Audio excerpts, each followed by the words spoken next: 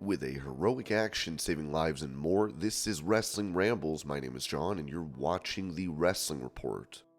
Before we move on, make sure you subscribe to Wrestling Rambles with notifications on, and don't forget to like the video.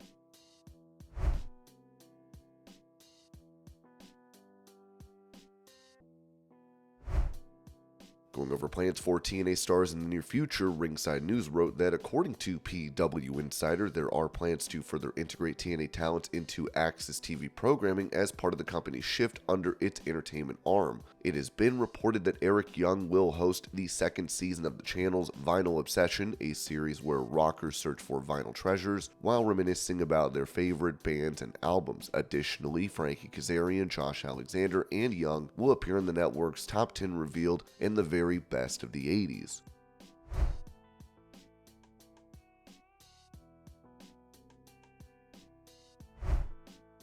Asked if UFC stars could make the transition to WWE, Seth Rollins told ESPN, no, because they don't have the stamina for it. They don't fight every single weekend.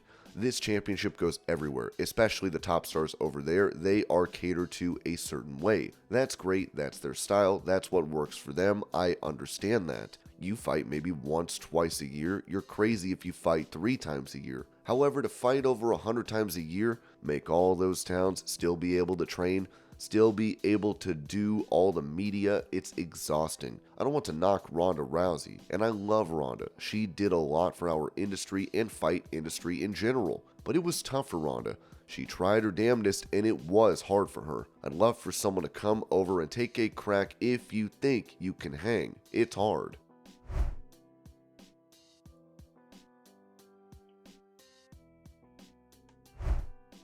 Giving his reaction to the allegations of sex trafficking against Vince McMahon and WWE, former star for the company Matt Riddle said this on Sunday night's main event. Well, people say that they were surprised, and granted I had no idea of anything going on. I don't even politic my own matches. I show up and do my job. Honestly, if you watch any of his work from in-ring performances, the things he said and did, logic would tell you alone. Especially me, personally, all the good wrestlers that play good characters, that's them. It might be turned up by 10 or 100, but that's them. When I see Vince do all the things he's done from the 80s, 90s, early 2000s, I was not surprised. Some of it a little bit, but yeah, the guy is a billionaire that owns a company. He's done it all, seen it all, and wants to do more and see more. I don't know, I'm not a billionaire. I wasn't the dude alleged in the lawsuit. Brock was the dude he was talking to. It wasn't me. I really have no comment other than that. I'm not surprised. I hear people say they're surprised. I'm not surprised. The guy was a maniac.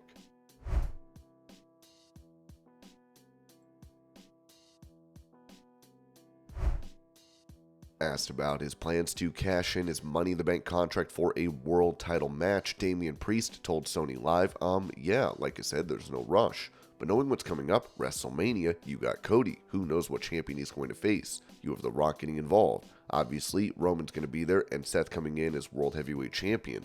He should be cleared by then. I could ruin a lot of people's days, so it's an exciting time.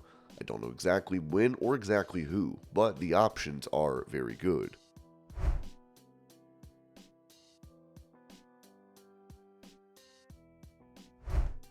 Recalling his back and forth promo segment with Adam Copeland where he was referred to as a vanilla midget, Ricky Starks said this to Hold the Mayo. You know how it is. You know how it is. It's just like I'm trying to really choose how I want to navigate my career at this point. I did say it off the cuff, but to me it wasn't a big deal. The response afterward, I want you to know, you know how you're going back and forth with your partners and y'all are roasting each other. And you could tell that they got a little bit hurt by it. If you watch it back, I got my glasses on and I said, okay. You could see by my response, I was like, wow, that really sent me over the edge. Then I kept it moving. I'm too cool with that It's just one of those things.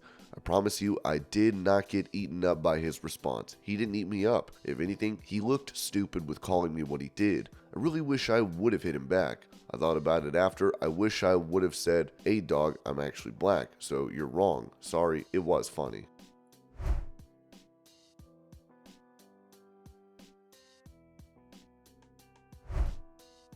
Mentioning his interactions backstage with The Rock, LA Knight told the In the Click podcast a little bit here and there when he popped up at SmackDown back in Denver a few months ago, which was kind of the bro handshake and hug and hey man, I haven't seen you in a while, you're kicking ass, and all that kind of stuff. Nothing long form. And it was kind of when he was straight on his way to the ring, so it was one of those quick, hey, and I've got to get on my way kind of things. He's going to bring attention to what we're doing. At the same time, it doesn't make a bunch of difference to me whether it's him, Roman Reigns, or Cody Rhodes, or anybody else. If anybody's holding that championship, then I'm gunning for them.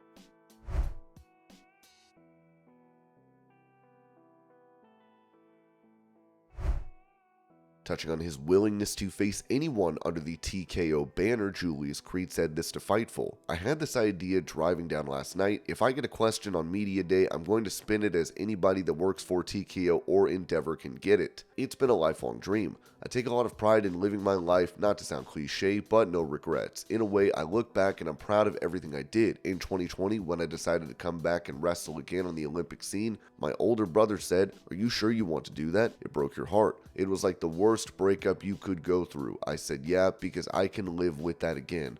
I can live with knowing that I wasn't good enough on a given day. I don't think I can live without not knowing. I want to seek the truth. That's one of those things where I'm curious where I fall. Maybe I'll go out one time and take a fight and then go, I know where I fall and I don't want to do this ever again. Or maybe it's something I love. I want to live my life with no regrets. It seemed like it's so far-fetched. My time out at AKA with Daniel Cormier, Luke Rockhold, Cain Velasquez, I spent some time in Oklahoma City with Javier Lovato Jr. I'm still in touch with a lot of those guys. The plan at the time was always like, you can always make a big name at WWE and then come over to fight after, but if you fight, you can't always jump over. Now that both are real possibilities and everything is coming to light. I remember 2018, I took a picture of Daniel Cormier. He had the UFC light heavyweight title and a WWE title at his house. I took a picture of them together and I said, decision. When the TKO merger got announced, I reposted that again. My life has kind of come full circle and it's maybe opened doors that I thought were closed, and maybe they are open again. I'm super passionate about what I'm doing. I'm excited to be on the WWE front. There is a lot to accomplish in this world right now. If I did hop over too soon, I think I would have regrets on this front.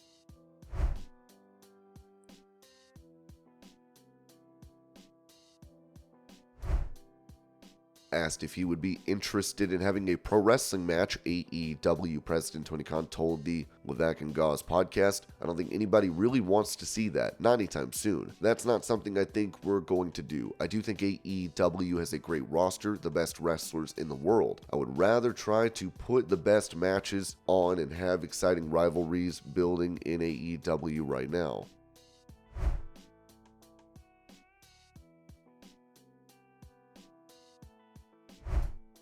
Speaking about a potential rematch against Bryan Danielson, AEW commentator Nigel McGuinness said this on the Mark Hoke show. Not a chance. He's afraid of me. No chance he'd ever get in the ring with me. He knows he's got nothing to gain from that. He's got his long list of cherry-picked opponents that he wants for his odyssey so he can go back to his little humble abode in Seattle and dig his clams out of the beach every weekend, so I don't think he has any interest in that. That's all well and good. It's probably better for him. I enjoy making fun of him and belittling him. Obviously, the truth is he's an incredible wrestler, one of the best that I ever faced. But that can't take away from the vitriol and legit jealousy and sort of resentment that I have towards someone. Their career was at the same sort of level as me, and then our stars certainly went in different directions.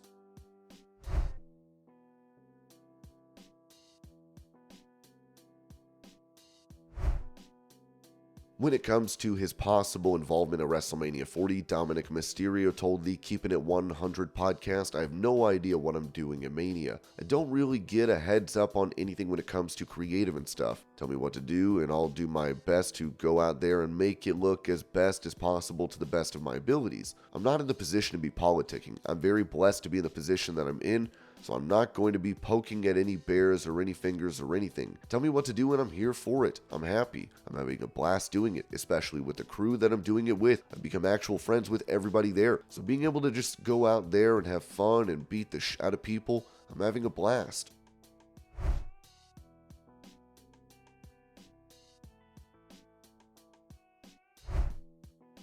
Talking about the heroic actions of a young man with ties to the wrestling business, Ringside News wrote that the late Brian Pillman's grandson, Boom Swollen, discovered a plot to harm students and staff, according to Fox 19, and informed his father about the school shooting plan.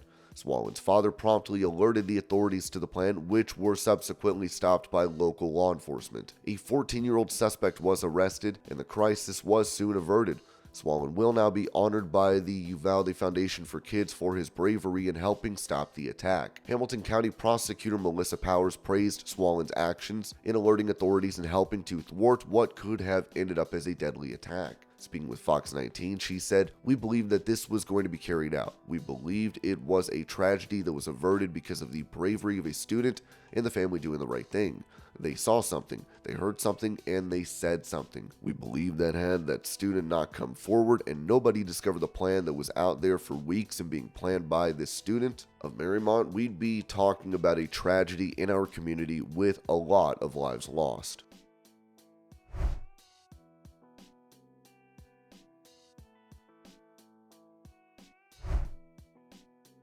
During an interview with Sports Grid, AEW President Tony Khan said this about the state of his promotion. "I think right now is the best AEW has been. In Q1 2024 going into Revolution, it's an exciting time for the wrestling business. There are a lot of crazy things happening. It's a really important time in wrestling for a variety of reasons. Some things outside of wrestling that are bigger than wrestling, but for us, we're doing the best wrestling we've ever done in AEW right now."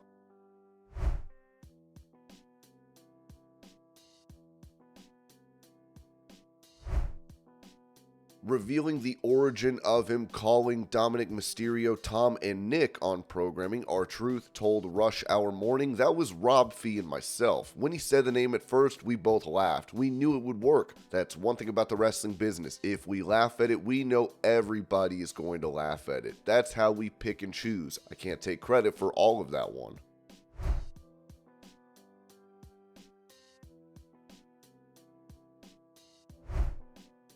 With WWE signing a 2-year deal with X to bring WWE Speed to the platform, Booker T noted this in regards to the show on his Hall of Fame podcast. "Well, I think there are so many young people out there right now trying to get into the business. You got to give them as much access as they possibly can. Give them as much content as they possibly can. Give them a reason to want to try to, come to reality wrestling and join the wrestling school and try to make it to that next level, because anything's possible. Anything's possible. That's why I really believe in this business as being that avenue to give, that young person that a lot of sports wasn't meant for. It might be for it, may be for them, and it may be something that could really, really change my life. So for me, as more content is out there, the better. I'm trying to fall in as well reality wrestling and trying to do unique things, trying to give fans a reason why they want to, be a part of it, why they want to join it, why they want to watch more than anything, because wrestling is alive. It's alive and well. It's not going anywhere.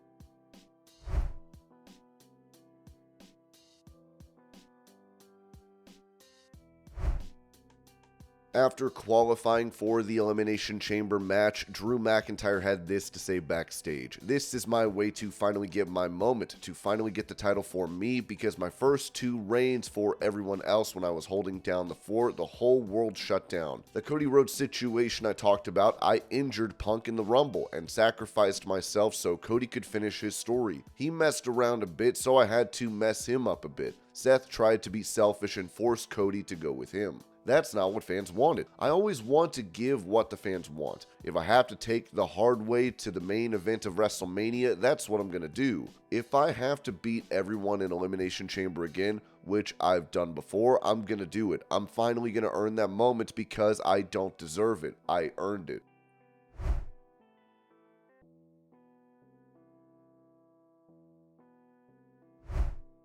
Touching on having another match against Gunther, Chad Gable told the Battleground podcast, "For those that didn't see, I went through a period through the late summer and early fall with Gunther for the Intercontinental Championship. He's on this insane run right now, a record-setting run with the title. I don't think I ever got closure with the feud with Gunther. I feel like there was still some loose ends left there. that could still be tied up. So first and foremost, if I had it my way, I'd like to finish that up. I'd like to finish that story. I'd like to win that championship and really solidify myself as a singles guy finally. I've kind of always had this stigma attached to me that I'm a tag team wrestler, and I think winning my first singles championship is my chance to break free from that for good. So that would be my goal.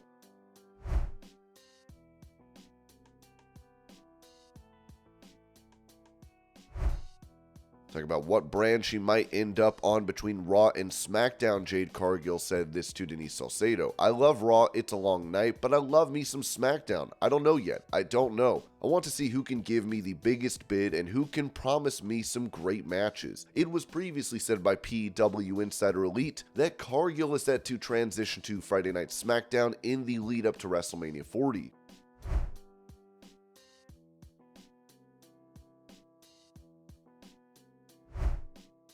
After bidding farewell to New Japan, Will Ospreay's travel schedule was brought up by Dave Meltzer on Wrestling Observer Radio, with it said that he will go back to NJPW at some point, but right now for this year he's going to concentrate on AEW, because he's going to be living in England and flying to the United States all the time, so he doesn't really want to go anywhere else this year.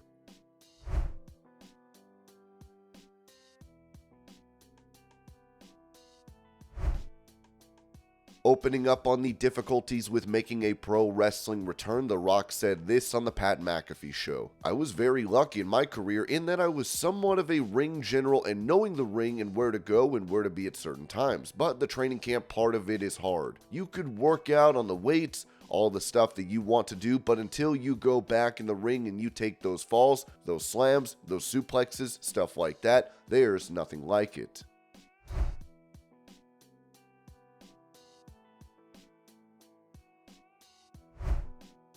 Speaking about the future plans for a huge New Japan star, Ringside News wrote that Kazuchika Okada is set to join AEW following his departure from NJPW. According to Fightful Select, a deal is said to have been effectively agreed upon in recent weeks. It's noted that the finalization of the agreement is still pending, with no confirmation yet that Okada has officially signed with AEW. AEW has reportedly been confident in securing Okada's services for several weeks, with discussions dating back to mid-January. However, there is no concrete information available regarding Okada's debut as an AEW contracted star. It's anticipated that his debut will occur after he fulfills his remaining commitments with New Japan Pro Wrestling. Creative ideas for Okada's potential role in AEW have been discussed since January, and there's speculation that the first half of March could see significant developments for the company. While AEW seemed poised to secure Okada's signature, it's worth noting that talks between Okada and WWE did take place. Sources within WWE confirmed the discussions, with reports suggesting that Okada weighed the advantages and disadvantages of joining WWE versus AEW. Ultimately, AEW's offer is said to have been compelling enough to sway Okada in their direction, as the promotion remained confident in their pursuit of the acclaimed wrestler.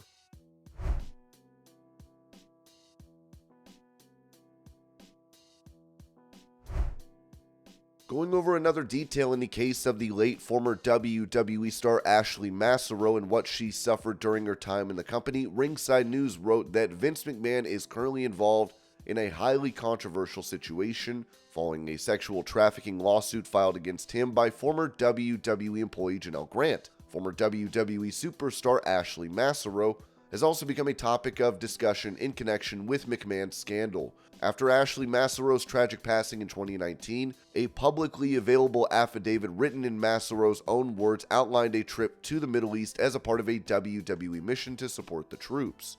Massaro stated that she was drugged and sexually assaulted by a member of the U.S. military during that trip. Later, she claimed Vince McMahon instructed her never to speak of the incident, allegedly to avoid damaging the relationship between WWE and the military. In 2019, as the story gained attention following Ashley Massaro's tragic passing, WWE issued a response.